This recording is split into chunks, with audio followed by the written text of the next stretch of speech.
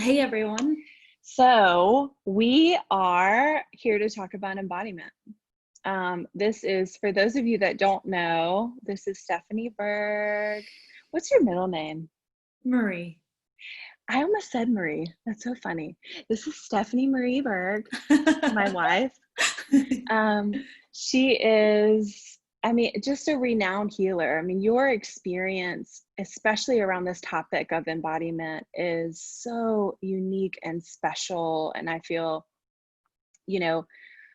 so much of our background comes together and unifies in really unique ways. And I'm so excited to share her with you. And I'm also excited to share this conversation. So Stephanie is a holistic health coach. She's a former magnificent ballet dancer. She works and channels plant medicine. She's a steward to plant medicine as well. And she has a beautiful relationship with the world that is very inspiring. You inspire me. Oh, thank you, Lulu. You inspire me too. It's such an honor to be here with you. And I see Sue just joined. Hi, Sue. Hi, Sue.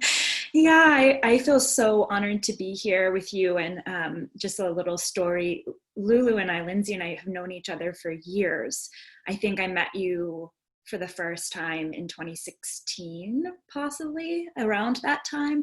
And as I started diving deeper into embodiment work, I'd been kind of looking for someone to do more collaboration with, more co-creating with, like someone who could bring in elements that I wasn't like studied in to offer to my people. I'm like, who is it? I knew so many people, doing this type of work, but I was looking for someone and really like calling it in, like sending out the radio signal to the universe, like, help me find someone that is somewhere that we can have fun together. We can play together. We can co-create together.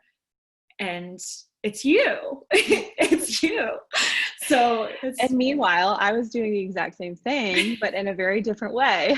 Meanwhile, I was like calling in, thinking it was like a man that I was calling into my life, someone to share kind of my business with and feel like, for those of you that are entrepreneurs, working for yourself can be really isolating. It can be really scary, and it can make you feel, you don't have that person in your world that's like, yeah, that's a good idea. You should definitely do that. You don't have that validation. So it's like, okay, I'm going to take this huge leap and hopefully it works out, because I literally am only trusting myself here, And so I think that's why entrepreneurs gravitate to each other, and definitely sharing this with you and sharing this conversation with you, and sharing, our different viewpoints around the same style of work has been such a powerful source of like validation for both of us, and a deeper level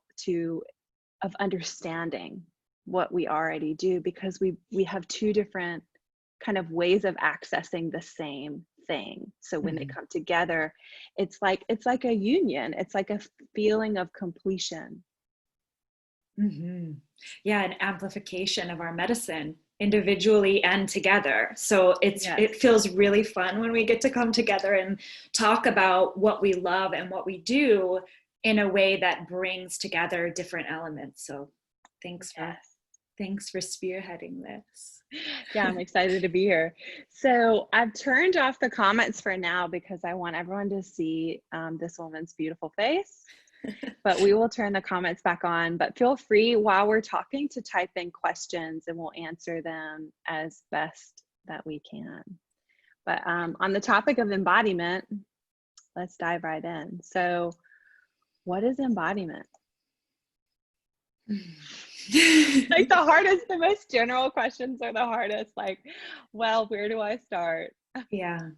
And so, I want to take a second to just like breathe and drop it down into my body, because the response to this is so much more than the words that I say and the regurgitation of what I know, because I read it in a book. Yeah. So maybe we can all just take a deep breath together and really feel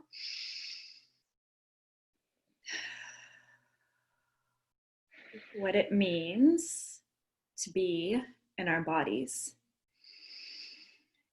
Because embodiment to me is really about living your life as a body. Your body is such a huge source of information. And when we're constantly thinking from the neck up, living, just from here up, we're not actually receiving, number one, the information that's coming in from the energetic realm, the sensory realm, meaning our five senses. We're not taking in that information as much. It's more of an intuitive felt sensation. It's something that you may feel before you know. So embodiment to me is really experiencing your life as a body. And when you are able to take in information in that way versus only from your mind, life starts to become a lot more fun, a lot more pleasurable, a lot more like exciting in a simple way, because you're receiving pleasure from the breeze, like feeling the air nourishing your skin, or really like letting the scent of, I don't know, lavender essential oil just like light up different regions of your brain. It's starting to take in your life from a more present place. I love that. Yeah, it's presence. I hear so much of a lot of the feminine elements in what you shared in that definition as well. And I would add that it's also allowing your body to contribute to your understanding of the world. So it's like perceiving the world from the, I guess, brain of your body, but it's also allowing the brain of your body to perceive and be in union with and understand and in collaboration with and in communion with all that's around you. So it's also this communication of the internal voice and the higher self and the intuition, and allowing your body to guide you, that wisdom within, the wisdom that created you, the wisdom that beats your heart and breathes your breath, to lead you. Yeah. A person who leads themselves from a very centered place. Yes. So I guess another definition I would say is like the ability to hear your own voice. And another topic I've been exploring in relationship to embodiment is just noticing the difference between knowledge that is embodied and not embodied, and so I would be curious if you have an awareness or a tool or, like an indicator that's like, oh, that isn't really coming from an embodied place. Like, what allows you to realize in your clients or in just people that you meet that they're not coming from that place of embodiment? Like, what's your indicator? Well, first and foremost, it's a feeling for me. I feel a lot. Like that's it, it's a knowing, right? So it's hard to put into words, but it's a feeling. Sometimes when I'm working with the client, and no judgment, but sometimes, as humans, we get stuck in our own dramas and the loop that sort of happens about whatever storyline, plot line, characters are running in the movie of our life, right? Where there may be a lot of complaining or bitching or, about one particular area. And I can tell when that's been worked up so much, you know, in the mind. And it's like a dog chasing its tail, you know. It's like just going round and round and round. I'm like, oh, you're in your mind. That's where a lot of the storylines kind of come in. When someone is in an emotional place, I can say like, okay, they're feeling a lot right now. How do we bridge both together? So I can also tell, and I'm not quite sure if what I'm saying is making sense to, you know, answering the question specifically that you asked, but I'm just sharing what's coming to me. I can also tell when it's almost like I can feel or see someone go up into their head. And this is when like I have to use science to prove X, Y, or Z. When I used to work in nutrition, it was like, well, I read that this food was supposed to be bad and I'm not supposed to eat this. You know, it's like, well, how does it actually make you feel? You know, it's that element of conditioning, collective consciousness or belief systems, that those are being spouted versus like I feel, I know this is what I'm experiencing. It's really for me about a felt sense, a feeling and knowing versus regurgitating whatever I read in a book. You know, and when we talk about regurgitating something I read in a book versus like what I know to be true, this is a really powerful sort of exercise when we're working with intuition. And a lot of women, a lot of people these days, but a lot of women I find are really curious about intuition. Like, I want to be more connected to my intuition. I want to lead from that place of knowing. And so when I'm leading groups, I've seen this happen so many times. If someone is guiding a grounding exercise or a meditation, and they say like, tune into a visual, they're guiding you through a visualization, and someone doesn't particularly see something in their imagination, they're like, oh, I must not be doing this right. I don't have a strong intuition.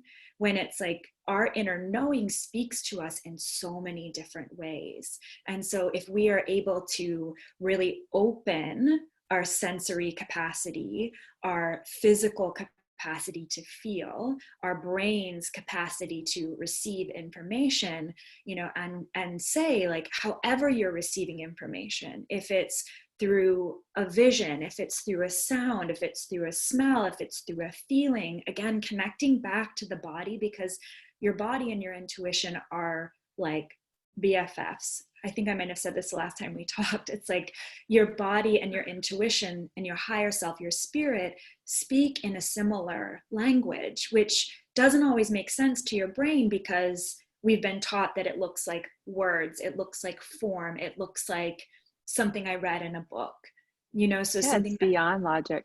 It's beyond logic. And so I invite a lot of times my women into, you know, let this arise not as something that you've seen in a book. What are you seeing? What are you sensing?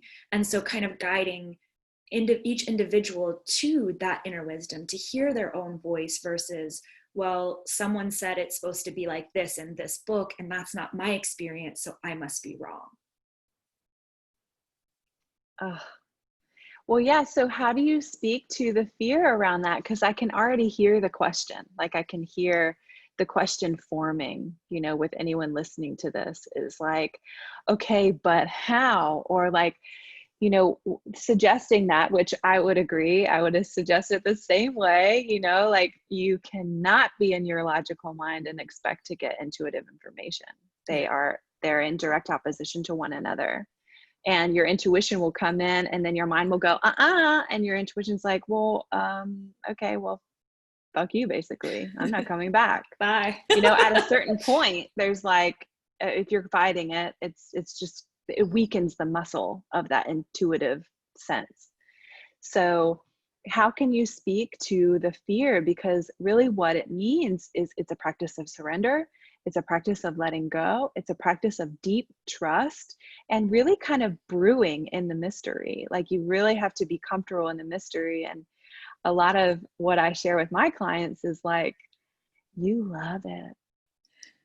You love it there. You love it in the mystery.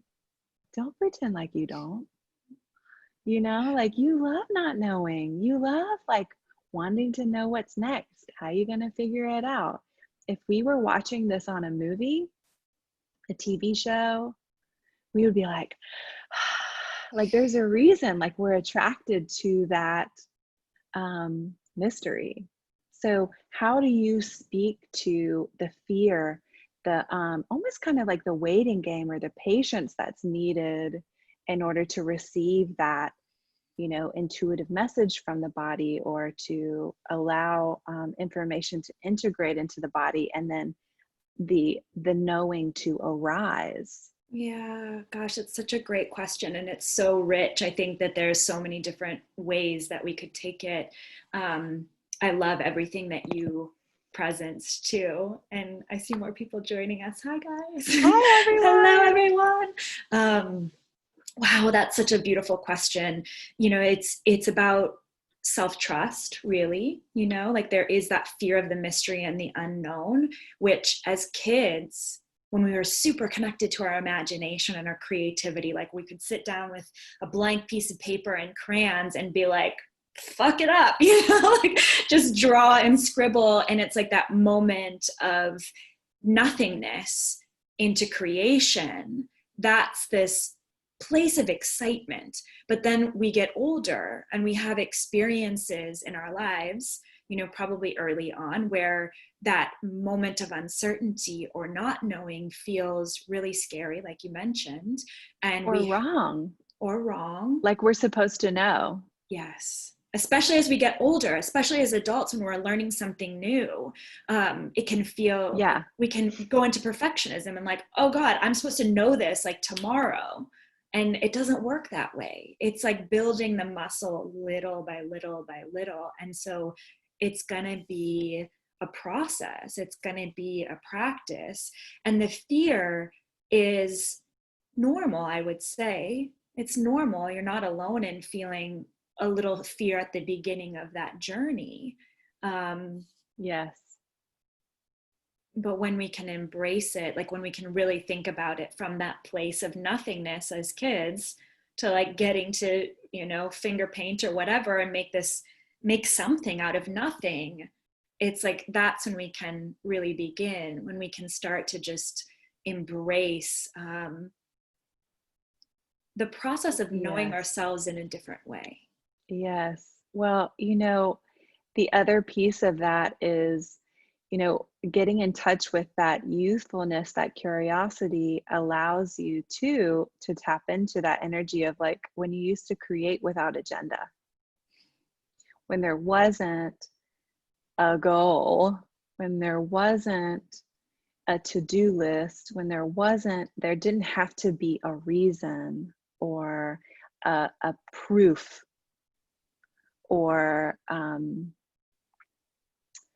really, agenda is the best word for it, in my opinion, because, you know, we do get into this thing as adults, and a lot of what is, I guess, programmed in us in our society is like a lot of encouragement around the mind. How much can you know? How much can you learn? How much can you accomplish? How much can you really like eat? Like how much can you really absorb that allows you to like sit on this high pedestal of knowledge and then develop the knowledge? Here's the knowledge. Here's my masculine voice. It's like, it's the masculine.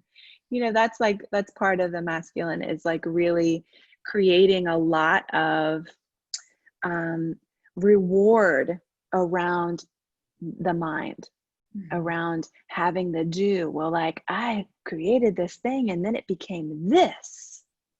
And now you can see it, smell it, taste it, buy it, and it's proof. And I have this piece of paper that proves that I am a blankety blank blank. And so we create with agenda as adults, because that is how we perceive value, and that's how we receive value from others, or appreciation or acknowledgement. So it's like we stop creating from this like really beautiful sacred space, and it becomes a chase or a competition, or, you know, of trying to prove yourself. And embodiment is this practice of being like, come back inside. Nothing to prove here. Guess what? You already rock.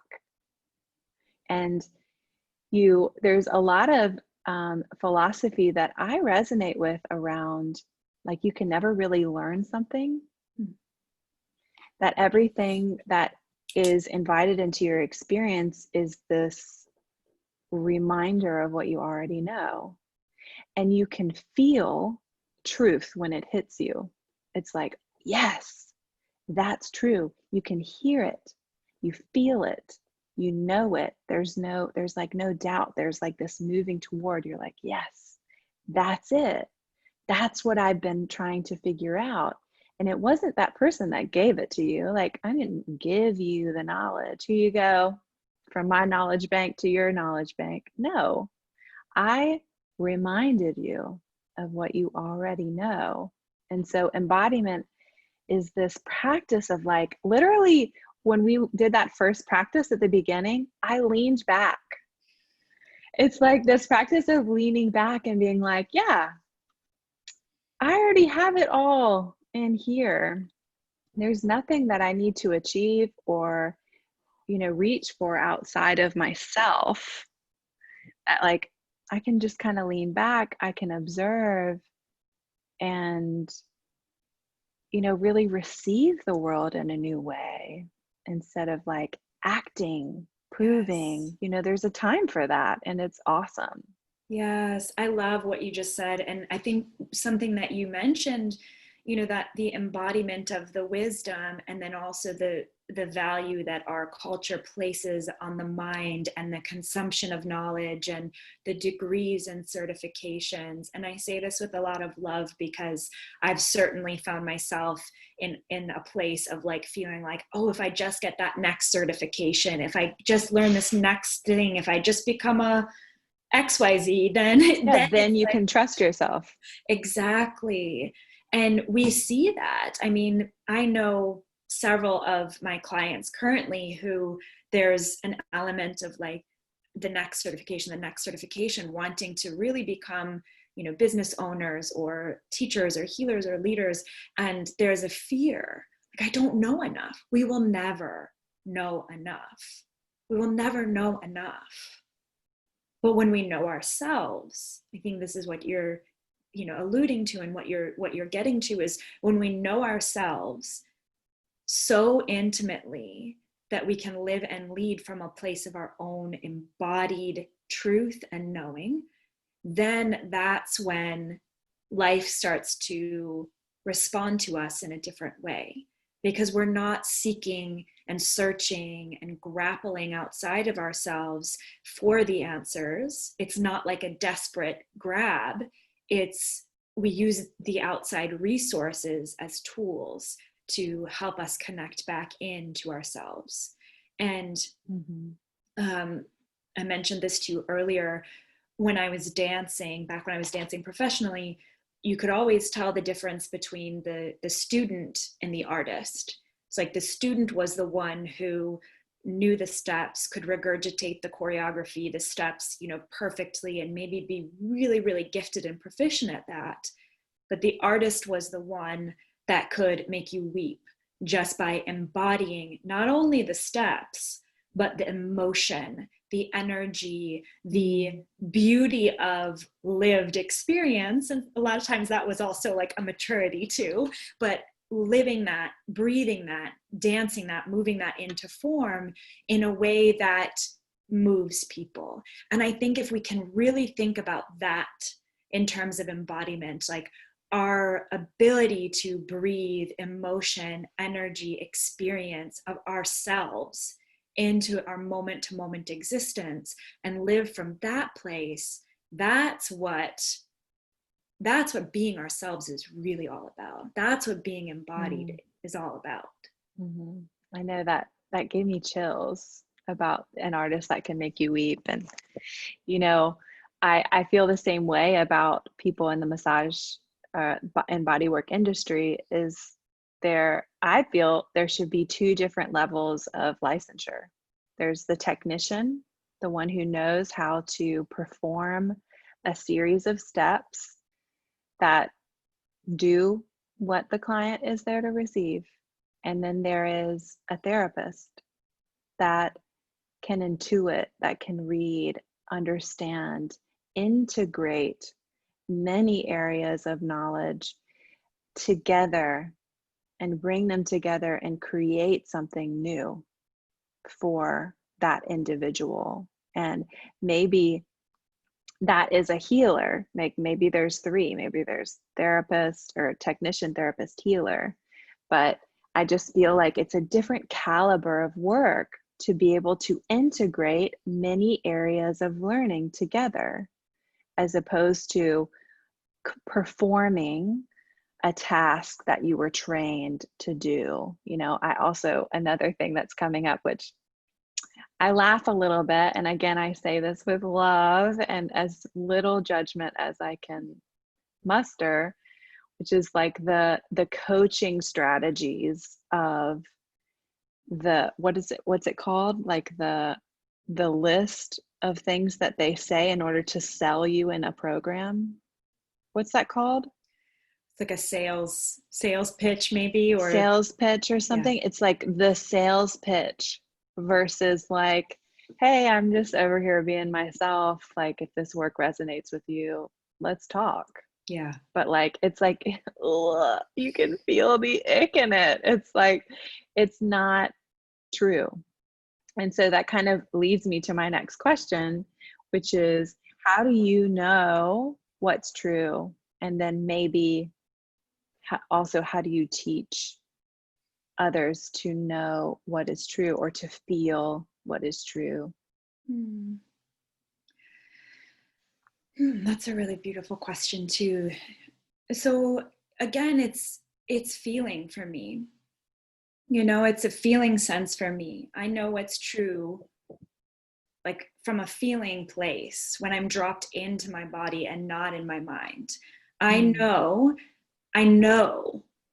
pretty quickly. My yes or my no is usually pretty accessible if I'm present with myself.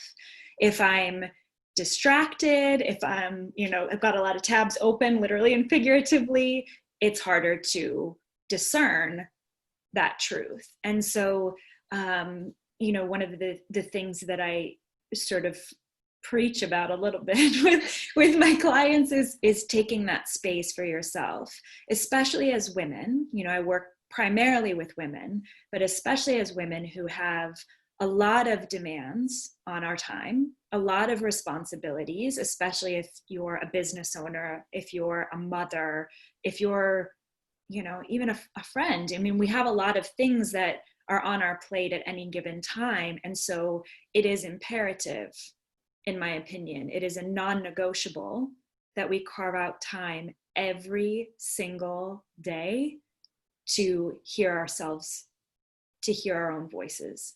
That can be 10 minutes in the morning of sitting in silence. It can be journaling before you go to bed. It doesn't matter the method as much as it matters that it's consistent, and that's not to make anyone feel, bad or wrong if they have a difficult time with consistency around doing that. It's a devotion. It's your prayer to yourself. It's your devotion to yourself to be able to tune in.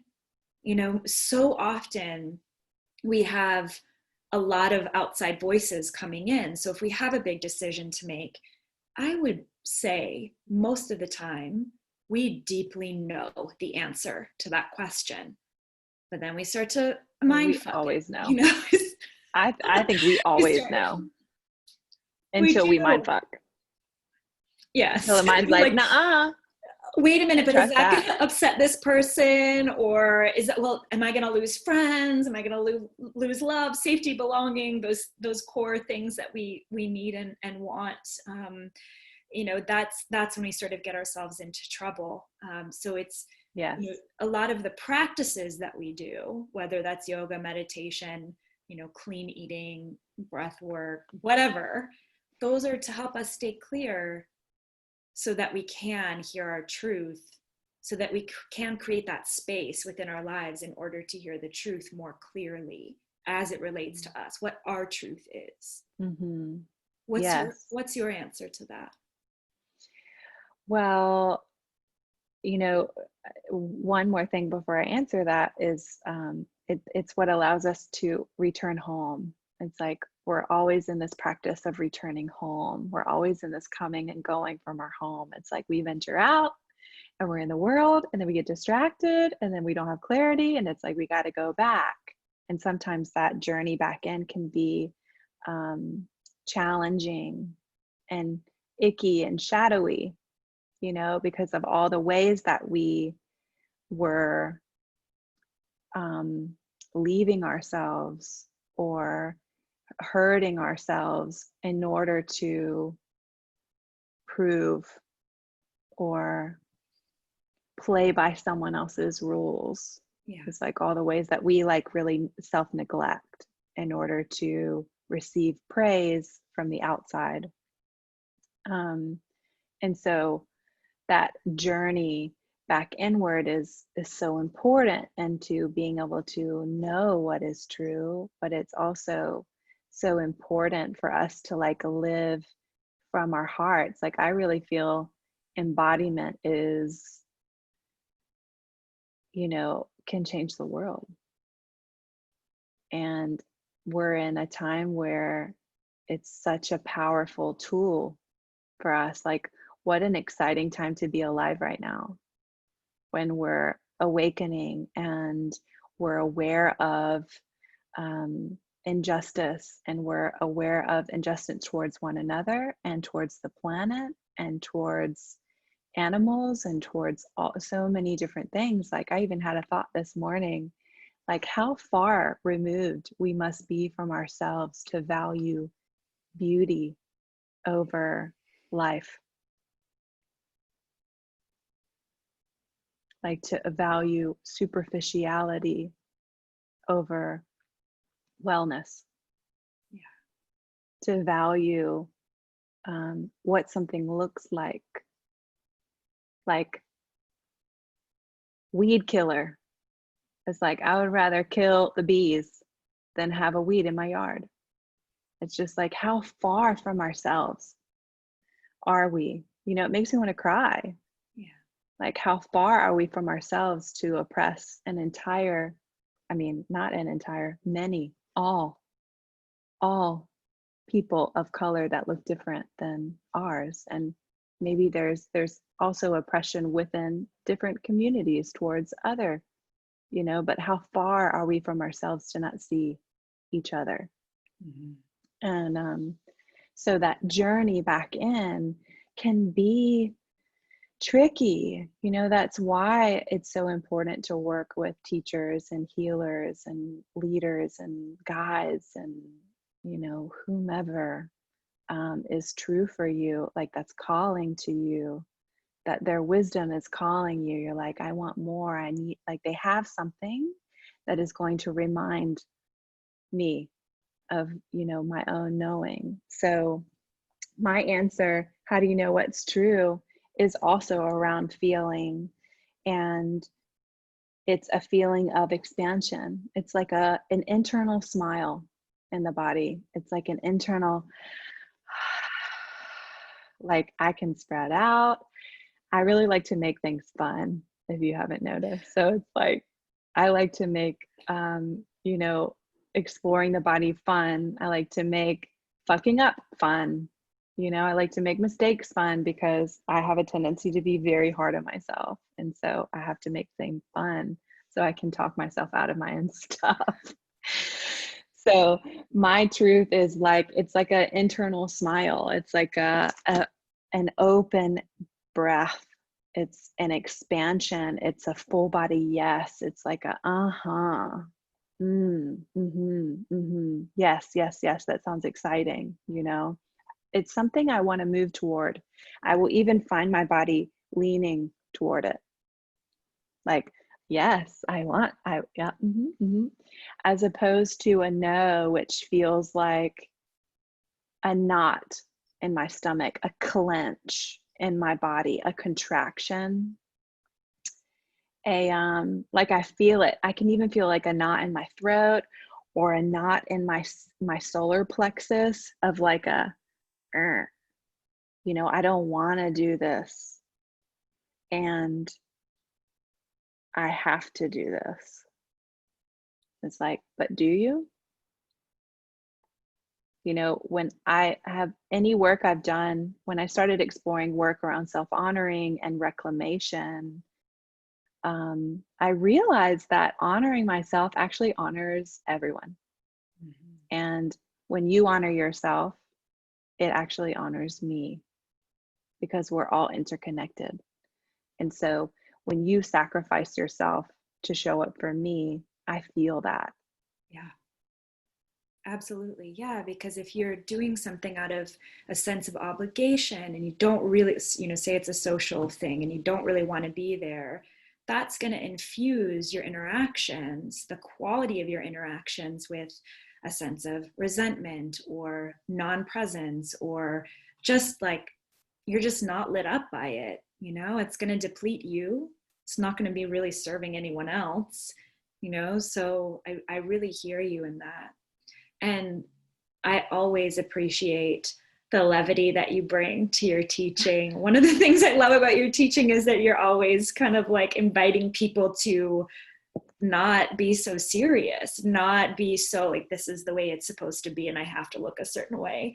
And one of my teachers says that serious is a signal you're missing the point. Life is about having more fun, so much of it. We're really here to enjoy it. And I think that's part of what embodiment teaches us as well. It's how to actually feel and let it move, so that we can be clear, so that we can enjoy, so that we can experience pleasure, so that we can, take in all that life is offering, because life is like in love with us. I mean, walk outside, like to feast for the senses, the things that are happening all of the time, Well, and to be fully alive, actually, this came through this morning. The first time I felt this was actually with my father before he left his body.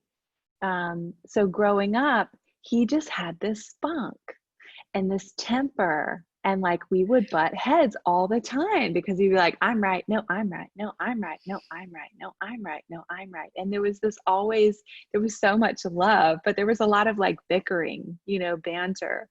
And I resisted a lot, like I'm naturally a rebel. And when he got sick, it was one of the things I missed the most. And it was also really beautiful because we were able to connect because we weren't doing this anymore. But there's this aliveness that we experience, that we can experience all the time. And when we or when family members or animals drop into older age or drop into illness, they lose their aliveness. And like aliveness can sometimes be obnoxious. And you're like, God, can you just stop?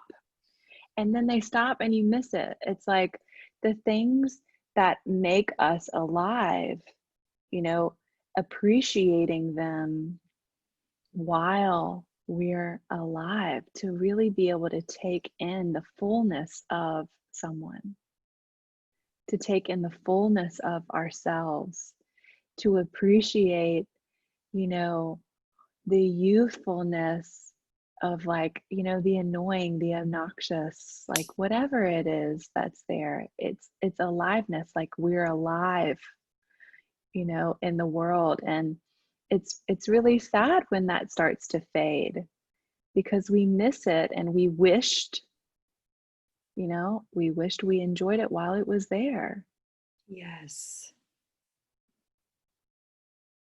Yeah, that really brings it home for me, that I think about that a lot, especially that example that you gave, about your father. It's like, absolutely, life is precious. Life is short, as the cliche says, and how do we focus more on the aliveness, the things that we do appreciate, instead of focusing on all of the things that we wish were different. And just there's so much to that.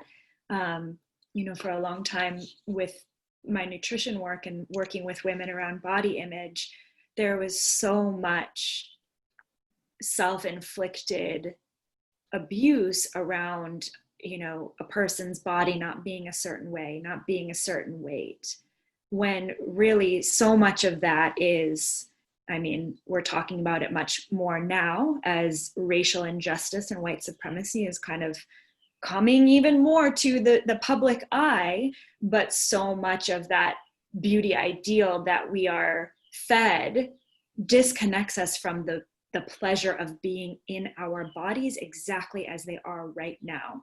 It's chasing something that is out there versus experiencing life from in here out. Or trying to uphold something that was never true for you. You just got used to it. Mm-hmm. It was like, none of this from a human level has ever been true for us, has ever been like really true in our hearts, but it's like it becomes normalized, and it's interesting. My practice lately has been when I feel triggered by anything that's coming up, which, like my whiteness is being triggered all over the place right now because I'm becoming aware of my own levels of dysfunction, and my own like misknowing, my own ignorance, my own privilege, because I never had to look at that ignorance. And the questions that I've been asking myself when I feel triggered is, how would I feel if a white man said that? And then all of a sudden, poof, it's normal. And I'm like, okay, there's something wrong there in here. Something wrong with that. And I don't really like to use that word wrong, but it's like, there's something that is not true about that. Or what if, really it's, I don't want to single out all the fellas. Like I love men, I love the masculine. It has such a powerful place. But the current system is built in the wound of the masculine, not the sacred masculine. So when I speak about like, what if a white man said that, it's what I'm really saying is, what if a wounded white male spoke the same information based upon authority? Thank you. Yeah. And then all of a sudden it drops into my system. All of a sudden I get it, and I'm able to process like, oh wow, and feel even more expansion and release the trigger. Yeah. Because like we've only been aware of one way, and embodiment teaches us to become aware of truth, the truth, and also my truth. Because like I do believe there's a distinction. Yes. And one of the scariest things for authority when it is coming from a wounded place is free thinking people, people that are in touch with their truth. And wanting to rebel. Yeah. Like, well, why is it that way? Mm-hmm. Yeah, but why? Like what kids naturally do, especially when you're a big time rebel. It's like, yeah, but why do we do it that way? And I grew up like, I never really was taught embodiment. I grew up in that space of embodiment. It was always just kind of that natural place, because that's how I learn. I learn only if I can feel it. Like literally I can read an entire book and be like, what just happened? But if I have a conversation, or if someone's teaching me something, or if I'm physically doing it, like going to massage school was like the best thing ever. It's like learn a muscle, touch a muscle. It's like, it's in there. So I grew up questioning everything, because if I couldn't feel it in my body, I was like, wait, but no, this doesn't make sense. Like, you have to tell me why, because I like physically couldn't do it. I was very resistant, but it was, it's beautiful. It's very strong-willed. And I see how it serves me so much now, because it's, I was lucky and blessed enough to have parents who supported that voice. Absolutely. And I think that that feeling sense that you mentioned is so important. And it's also one of the things that a lot of people, I would say, but I work primarily with women, so I'm very much more acquainted to those conversations that women have with themselves, and the programming, the messaging that women have received that disconnect them from that feeling sense. And particularly when there is trauma in an individual's history, whether that's sexual abuse or physical abuse or emotional abuse, psychic abuse, those ways in which we disconnect from ourselves because, don't cry, that didn't hurt you, when really, you just got your ass kicked, and it is extremely painful on all the levels. There can become that split, that disassociation from being in your body. And I'm curious, this is something that we've touched upon a little bit in the past, in our personal conversations, but from your perspective as a healer, someone who works, not only in the physical, meaning touch, body work, but also in the spiritual, the energetic, can you speak a little more to what you see in an individual who may be really struggling with a trauma history or disassociation? What do you see, and how do you support the healing of that? How do you support the reintegration, or perhaps them into themselves, the realignment of the wholeness of the being? Well, it takes time and it takes trust. Trust is the most important. I've said, like, from the beginning of my career, the relationship you have with your therapist or teacher, guide, whomever, is way more important than their body of knowledge, way more important than their training. Like, if you don't trust them, I could have 40 years of training and nothing would happen because there's no trust. But it's interesting, I'm still finding words for what it is that I see, because I see and I feel. So one thing I see, and I see this a lot with women, actually, I see this kind of trauma shell. Like, it literally looks like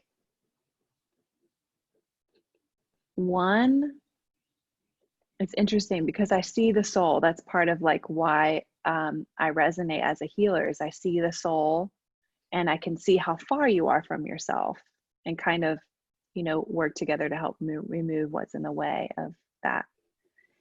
And it's like, I guess I could relate it to seeing like a very thinly fragile shell that is pushing back.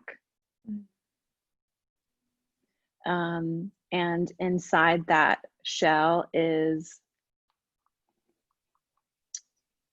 like a zoom in of someone really, really far away from the surface of their body. So it's like they're so far in, they're so far away from where they are and how they're acting. And even like they're far away even from their movements. It's like you can even watch someone move their body and you can tell it's not embodied. It's like a, kind of protective, but also just total disconnection. And it's really hard to describe. It's like I could like get into the colors and the shapes and the textures. Right. Which is part of your gift as a healer, and part of the gift that intuitive healers bring to the table, because it's, you could go to a therapist and talk about the ailments, but that might not necessarily bring that person out of hiding from within themselves. It's the, like, what the visual that I'm seeing as you're sharing that is someone so far in retreat within themselves that there's almost a fear of being able to take up space and to be as big and alive and seen as possible. And so that's something where the energy work, the body work, the embodiment practices and tools really come into play to help someone take up space within themselves.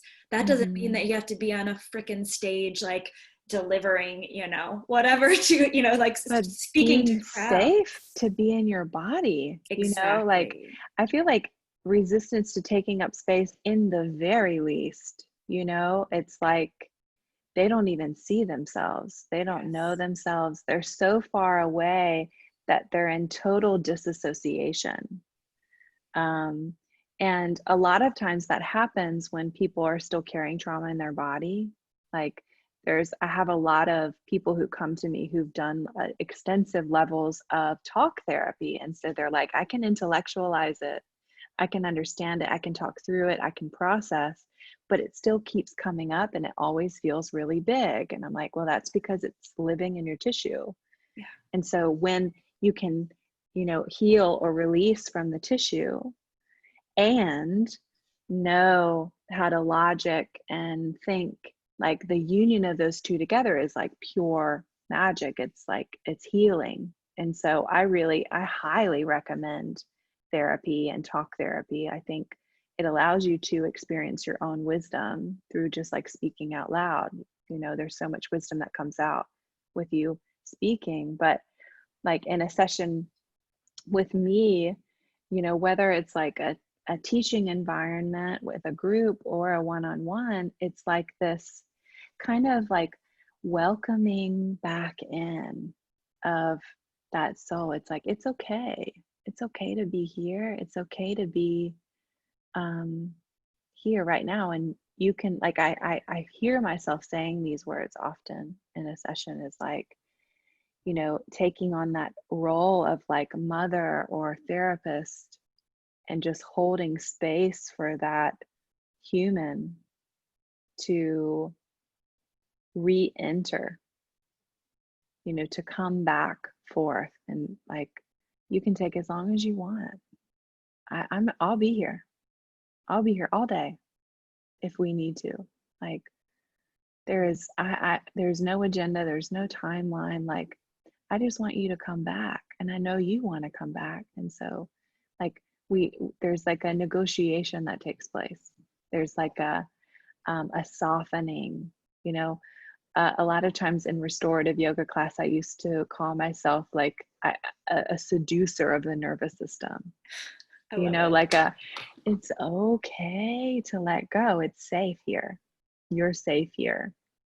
And so through that deeply established space of trust and, a lot of experience, there is a returning slowly of oneself and a removal of what's in the way. And what's in the way is physical, spiritual, like maybe it's mental, maybe it's emotional, maybe it's energetic, like it could be all of them. But we always know what's in the way, and your body always knows how to return. Like, returning to yourself is one of the most natural experiences you've ever had. And I'll have clients say things like, I feel so different. And I'll say, well, do you feel more like yourself? And they're like, yeah. It's like it feels different because they're not used to being in that energy. They're not used to being in themselves. And so that takes some getting used to as well. It's like you can bring them back, but then like the work of staying there is a whole different experience. But yeah, gosh, this was so much fun. I know we Instagram is going to cut us off in 4 minutes. So as we start to bring this to a close, if anyone has any questions, please ask them. We're here. I did see a comment from Daniela. Kids just want to follow their intuition. Kids just follow way more their intuition and their heart. It's true, because they've never been taught how to do anything else. They've never been taught to glorify any other way of being. You know, it's like so natural. And ultimately, we want that to be in union with the adult. Like, we want to be able to experience the freedom of that creativity and love and open-heartedness. We want that freedom to be in union with, you know, that parent or adult or doer. Like, we want those to be together. We want them to like be two dance partners, right? Like, it's not about stuffing one down and shoving another one up. You know, that's how we got here in the first place. Like, we got to bring it together. We have to like stand by side by side, hand in hand. Like, we have to learn how to dance with each other. Yeah. The child, the adult, the white, black, brown, all of the above. Like, and we have to be able to find that within ourselves first. That's the work. That's the work. Yeah. We could probably do a whole another hour just on like the shadow, just on the journey, right? The journey of like going back in after you've been far away. Like Clarissa Pinkola Estes, who wrote Women Who Run with the Wolves. There's a whole chapter on the soul skin. About that returning home. Woo. It's such a great book. You feel alive. Every word you read in that book is like, oh my God, it's like speaking to that deep part of you. Yeah. So one more thing that I want to mention before we run out of time is this beautiful angel and I are hosting a virtual mini retreat next Saturday. So the summer solstice, the 20th. And it'll be a lot less talking, a lot more, you know, practices, action, journaling, you know, processes, experiences of that. Thank you, Jordan. Oh, thank you, Jordan. Thanks for being here with us. So yeah, we're coming together. We're bringing our work together on the summer solstice. It's in the afternoon, right? 3 to 6. 3 to 6 Eastern, and summer solstice is a really powerful, energetic, and planetary event. It's the halfway point of the year, so we're going to be working with that energy, and we're going to be doing a lot of beautiful things to sort of envision what we want to create for the second half of the year. It's so important now more than ever. Thank you both so much. Thank you, Stephanie, so much. Thank you, everyone who is listening and who will listen to this. It is an honor and a pleasure for us to share this with you.